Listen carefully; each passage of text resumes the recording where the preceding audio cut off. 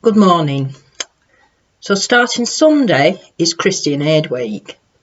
And Christian Aid Week always reminds me of when I went on a missionary trip to Uruguay in South America.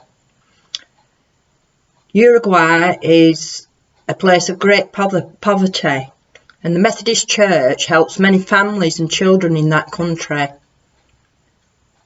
The houses that they live in are worse than our garden sheds. I have a couple of pictures here that I hope you'll be able to see of some of the houses where people were living.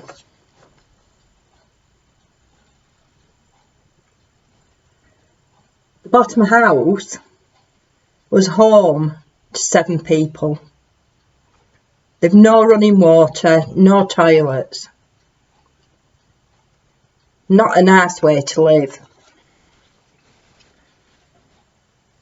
The Methodist Church over in Uruguay works with the families over there. The children from these families can only go to school for half a day. And the Methodist Church actually runs schools over there where they can go for a full day and where they can have dinner and tea there. One of the schools we went to visit, we took some lollipops that were done and sweets that were donated from a school in Nelson with us.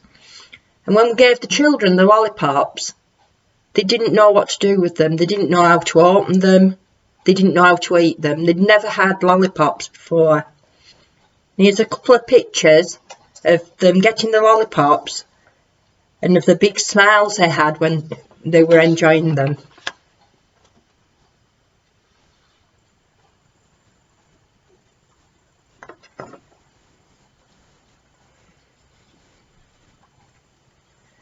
In another school that we visited, the children were doing art and we'd taken lots of pens and pencils and crayons.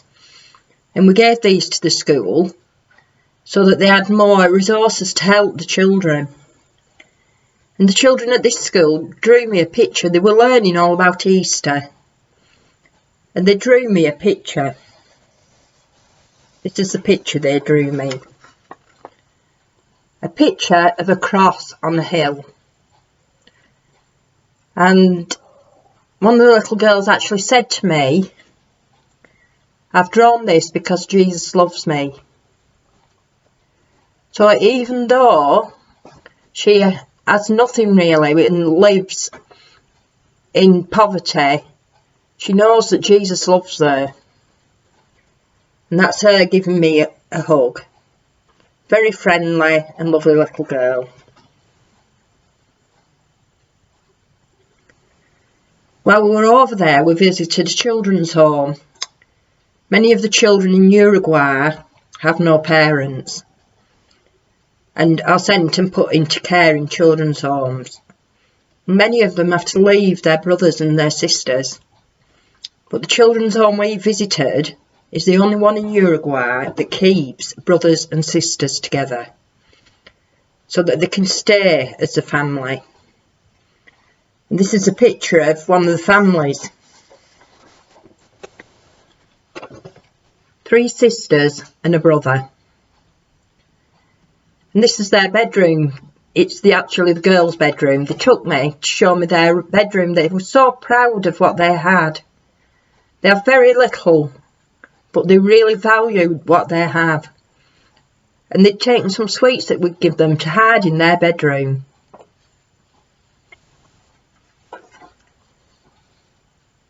One of the other places that is run by the Methodist Church is a homeless shelter where the homeless can go and they can be fed and they have a bed, somewhere to live.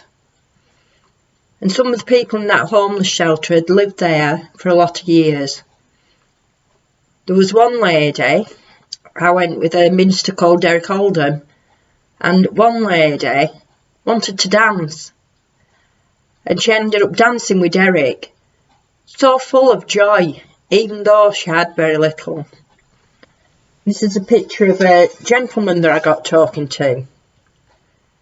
This man had lived in the homeless shelter for a year, and he was telling me how pleased he is that he has somewhere to live, that there's people there that care for him.